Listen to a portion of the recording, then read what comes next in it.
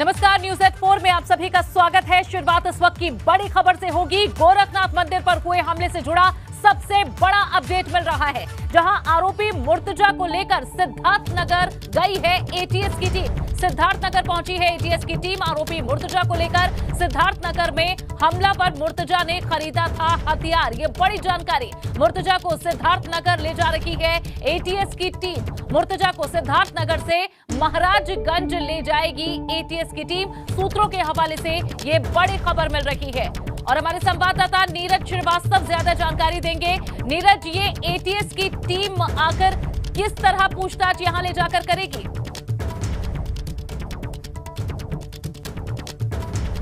इस तरह से एक के बाद एक नए खुलासे हो रहे हैं, चीजें कड़ियां जुड़ती जा रही हैं और चौंकाने वाले तथ्य सामने आ रहे हैं। अभी पुलिस लाइन में पूछताछ चल रही थी अहमद मुर्तजा के साथ में, वो इसके बाद एटीएस की टीम लेकर सिद्धार्थनगर निकली और फिर वही कड़ियों को जोड़ने का जो सिलसिला है वो आगे बढ़ेगा और सिद्धार्थनगर में भी देखा जाएगा कि कहाँ कहाँ इसके स्रोत रहे और कहाँ कहाँ किससे किससे संपर्क में आया, क्योंकि सिद्धार्थनगर भी नेपाल का बॉर्डर पड़ता है और महाराजगंज से भी नेपाल का बॉर्डर पड़ता है और महाराजगंज और सिद्धार्थनगर जो जाने की बात आ रही है अहमद मुर्तजा की, तो ये देखा जाएगा कि वहां पर इसके कौन संपर्क के लोग हैं। और जो सूत्रों के हवाले से जानकारी मिल रही है वो यही है कि जो वहां पर इससे जानने वाले हैं और जो मोबाइल से इसके जो डिटेल मिली है, जो लैपटॉप से डिटेल मिली है, उसको आधार बनाकर जो एटीएस की टीम है इसको लेकर गई है। और क्योंकि 7 दिन की रिमांड है और 7 दिन की रिमांड में लगातार इसको जो कड़िया है उसको जोड़ने के लिए एक एक चप्पे पर जो एटीएस है वो इसको लेकर जाएगी और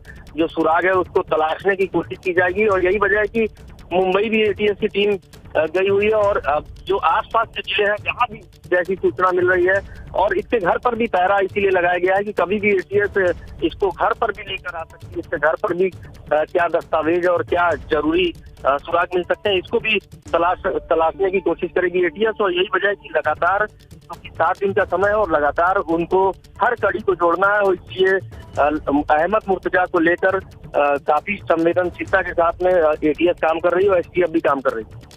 जी ठीक है, एक बार नीरज थोड़ा विस्तार से बताएं कि इन दोनों ही जगहों की कैसी भूमिका देखी जा रही है इस मामले में, सिद्धार्थनगर की और महाराजगंज की। ये देखिए, अगर बात करें सिद्धार्थनगर और महाराजगंज की, तो ये जो सूत्रों के हवाले से खबर निकल कर आ रही थी वो ये थी कि जो मदरसे हैं वहां भी इसका जाना हुआ था मदरसों में। इसके अलावा नेपाल भी गया था, इसके पास से नेपाली नोट बरामद हुए 170 रुपए, जो 10-10 रुपए के नोट है नेपाल के, वो भी बरामद हुए हैं। तो ये नेपाल के भी मदरसे में जाने की बात है। तो अब देखा जाएगा कि इसका आखिर मदरसे का जो कनेक्शन है अहमद मुर्तजा का वो क्या है और कौन कौन लोग थे जिनसे मदरसे में जाकर मिला। और इसके अलावा जो सिद्धार्थनगर और महाराजगंज में जो जिन लोगों से इसने मुलाकात की होगी उनके भी जो कनेक्शन है उसको भी खंगाला जाएगा। और इससे इनकार नहीं किया जा सकता है कि अगर कुछ पुख्ता सबूत मिलते हैं, कुछ सुराग मिलते हैं, तो कुछ और भी इस मामले में गिरफ्तारियां भी हो सकती हैं। ठीक है, जानकारी नीरज ये भी मिली थी कि परिवार के लोगों से भी बात की जाएगी, वहां पर भी कुछ टीम्स रवाना हुई हैं, तो वहां से पूछताछ में किस तरह से जानकारी हासिल कर सकती है?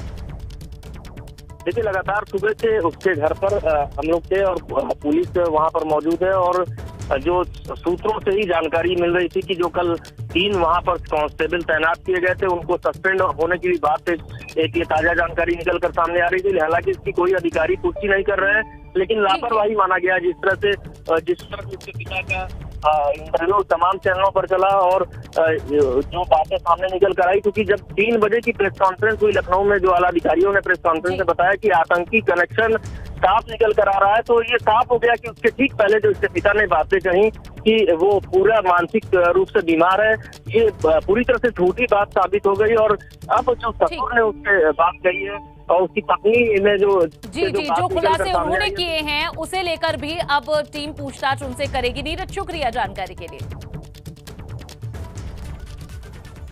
तो गोरखपुर में हमले की जांच में सामने आई है कुछ नई जानकारियां भी, वो भी आपको बताते हैं। यूपी एटीएस और एसटीएफ की जांच अब मेहमान पर अटकी है। दरअसल मुर्तजा के लैपटॉप में मेहमान नाम का एक फोल्डर मिला है। फोल्डर में पाए गए हैं अरबी भाषा के तमाम कागजात।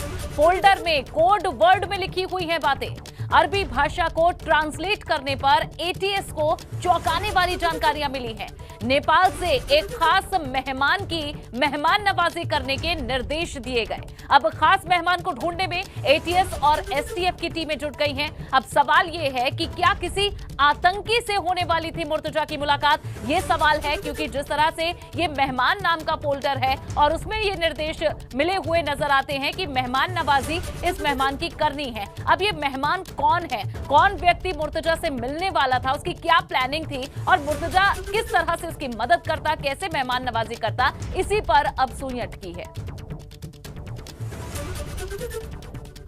मुर्तजा से जुड़ी हुई एक और बड़ी जानकारी मिली है, जहां जौनपुर के तारापुर में मुर्तजा की पूर्व पत्नी से भी पूछताछ हुई है। पूछताछ के बाद सूत्रों के हवाले से बड़ी खबर मिली कि देश विरोधी मानसिकता के कारण ही तलाक हुआ। सूत्रों के हवाले से ये बड़ी खबर, पहली पत्नी से तलाक क्यों हुआ, इसका सूत्रों के हवाले से कारण ये पता चला कि मुर्तजा की देश विरोधी मानसिकता थी। मुर्तजा की संदिग्ध गतिविधियों के कारण ही तलाक हुआ। सूत्रों के हवाले से बड़ी खबर मिली, रात भर कंप्यूटर पर मुर्तजा काम किया करता था और देश विरोधी मानसिकता रखता था। इसी वजह से उसका पहली पत्नी से तलाक हुआ। तो ये बड़ी खबर, जहां पूछताछ के बाद सूत्रों के हवाले से जानकारी मिली है।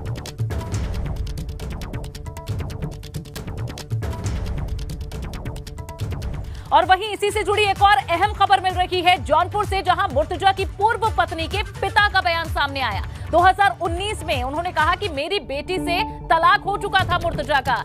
ये मुजफ्फरुल हक हैं, जो इनकी पहली पत्नी के पिता हैं। उनका ये कहना है कि 2019 में ही मेरी बेटी से तलाक हो गया था। सितंबर 2019 के बाद से मुर्तजा से कोई संपर्क नहीं है। कहा गया कि घरेलू कारणों से मुर्तजा से तलाक हुआ था। क्या कहा है पहली पत्नी के पिता ने, ये सुनवाते हैं।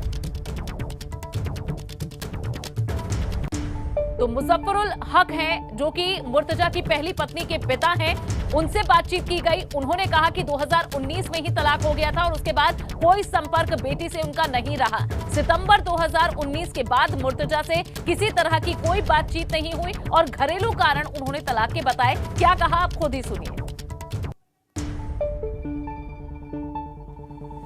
अब्बासी से मेरी बेटी की शादी 2019 में हुई थी और उसके बाद वो वहाँ गई और उसके बाद ही फौरन हम लोगों ने डाइवोर्स ले ली थी उन लोगों की वजह से। क्या वजह क्या थी डाइवोर्स? बस कोई घरेलू जो वजह थी, वो उनकी माँ हमारी बेटी को थोड़ा टाचा वगैरह करती, परेशान करती थी, इसी वजह से हमने उनसे डाइवोर्स ले ली। तो मुर्तजा अब्बासी था, बाय नेचर कैसा था? ठीक है, नॉर्मल जैसा था, जैसे भाई केमिकल इंजीनियर था। सब हम लोग देख के तब की थी शायद। नहीं आए, एक मरतबा आया सिर्फ यहाँ, 2 मरतबा। तो जैसे उसमें जो घटना घटी है जो गोरखपुर में, तो लोग बता रहे हैं कि आतंकवादी घटना हो गई है, उसके बाद मैं क्या कह सकता हूँ, मेरा उनसे कोई टच नहीं है। 2019 के बाद सितंबर 2019 में हम अपनी बेटी को वहाँ से लेके आए थे उनके यहाँ से, और उसके बाद उन्होंने मोबाइल के ज़रिए उन्होंने तलाक दे दी। उसके बाद हमारा उनका कोई किसी तरीके का कांटेक्ट नहीं है। और कोई यही सब जो बातें आपको बता रहे हैं वही उनको बताई हमने। कोई हम उसके बारे में कोई ज़्यादा जानते नहीं, क्योंकि हमारा उनसे कोई टच ही नहीं है। और वहीं गोरखपुर से आरोपी मुर्तजा से जुड़ी हुई एक और बड़ी खबर जान लीजिए। मुर्तजा के पास एक नहीं बल्कि 3 हथियार मिले हैं। इसमें 2 हथिया और एक चाकू मुर्तजा के पास से बरामद किया गया है। एक और ये बड़ी जानकारी, एक हथिया की लंबाई 14.5 सेंटीमीटर है।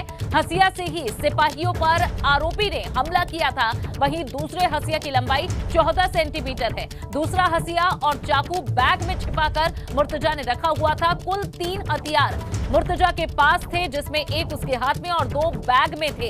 एक हथिया से उसने सिपाही पर हमला किया था। उस हथिया की लंबाई 14.5 सेंटीमीटर थी। एक हथिया 14 सेंटीमीटर का और एक चाकू उसके बैग में रखा हुआ मिला। ये 3 हथियार मुर्तजा के पास थे जब उसने हमला किया। तो मुर्तजा के पास एक नहीं बल्कि 3 हथियार थे। एक हथियार उसके हाथ में था और 2 हथियार उसने बैग में छिपा कर रखे हुए थे। 2 हथिया और एक चाकू लेकर मुर्तजा गोरखनाथ मंदिर के बाहर पहुंचा था और रविवार की शाम को उसने जो वहां मौजूद सुरक्षा कर्मी थे उन पर हमला बोल दिया था। उसके बाद मुर्तजा को वहां गिरफ्तार किया गया। पूछताछ की जा रही है, परिवार के लोगों से पूछताछ की जा रही है, जिसके बाद इसमें अब आतंकी कनेक्शन भी सामने आता दिख रहा है।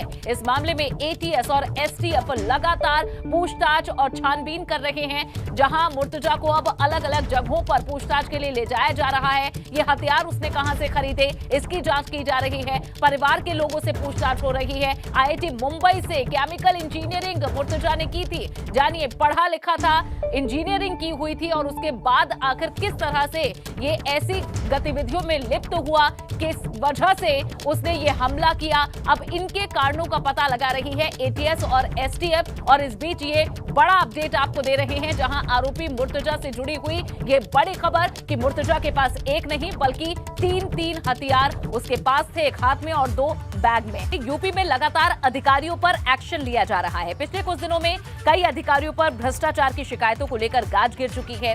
औरैया के डीएम पर कार्रवाई के बाद अब भाजपा सांसद रामशंकर कठेरिया ने इटावा की डीएम श्रुति सिंह की भी जांच कराए जाने की मांग की है। इसे लेकर एबीपी गंगा संवाददाता अविनाश तिवारी ने भाजपा सांसद रामशंकर कठेरिया से खास बातचीत की है। आपको सुनवाते हैं। उत्तर प्रदेश सरकार लगातार भ्रष्ट अधिकारियों के खिलाफ कार्रवाई कर रही है। पहले सोनभद्र के डीएम, फिर औरैया के डीएम। इसी को लेकर एक ट्वीट किया है इटावा के सांसद रामशंकर कठेरिया ने। हमारे साथ बातचीत के लिए मौजूद है। सर, कल आपने ट्वीट किया था कि औरैया के जीएल अधिकारी को सस्पेंड कर दिया गया है, इटावा के भी जिलाधिकारी की जांच होनी चाहिए। नहीं, औरैया के जिलाधिकारी की शिकायतें थी और उस पर बहुत सारे लोगों ने उनकी शिकायतें सरकार को भेजी थी। उत्तर प्रदेश सरकार ने अच्छा निर्णय किया है और उनकी जांच में दोषी पाए गए, उसके बाद उनको सस्पेंड किया है। मैंने ये ज़रूर कहा है कि हमारे इटावा में भी इसी तरह जांच होनी चाहिए।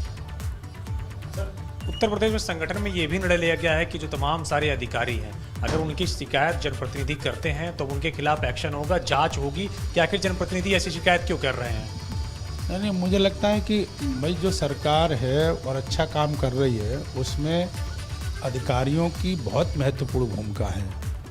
वो ठीक तरह से सारी योजनाएं आम आदमी तक पहुँचे, उसमें जनप्रतिनिधि की भी भूमिका है और उसके साथ साथ जो अधिकारी हैं उनकी बहुत बड़ी भूमिका है। इसलिए वो पूरी जवाबदेही है और जवाबदेही में कुछ गड़बड़ी होती है तो सरकार का ये कर्तव्य है कि वो जांच करे और दोषी कोई है तो उसके खिलाफ कार्रवाई हो। आपने औरैया के जिलाधिकारी के खिलाफ भी चिट्ठी लिखी थी जांच के लिए, सस्पेंड हुए कल आपकी चिट्ठी की अगर बात करें, क्या इटावा के भी जिलाधिकारी की जांच के लिए भी आप चिट्ठी लिखे हैं या लिख चुके हैं? नहीं, मैंने चिट्ठी नहीं लिखी, लेकिन बताया ज़रूर था और मुझे लगता है कि जो मैंने कहा है इस तरह की जांच होनी चाहिए तो स्वाभाविक रूप से जांच होनी चाहिए। एक आखिरी सवाल है, कहाँ पे लापरवाही बरत रहे हैं जिलाधिकारी जो आपको लगता है कि इनके खिलाफ भी जांच होनी चाहिए? नहीं, वो मुद्दे बहुत सारे लोगों ने लिखा है, कोई ऐसा इशू नया नहीं है, कई मुद्दे हैं। मुझे लगता है वो यदि सरकार का अपना पक्ष रखेंगे तो जांच होगी। शुक्रिया हमसे बातचीत करने के लिए रामशंकर कठेरिया, इटावा से सांसद, जिन्होंने कल ट्वीट करके ये कहा था कि इटावा के जिलाधिकारी के खिलाफ भी जांच होनी चाहिए। इनका कहना है कि बहुत सारे लोगों की शिकायत है, जांच होनी चाहिए। कैप्टन विपिन के साथ अविनाश तिवारी, एबीपी गंगा, दिल्ली।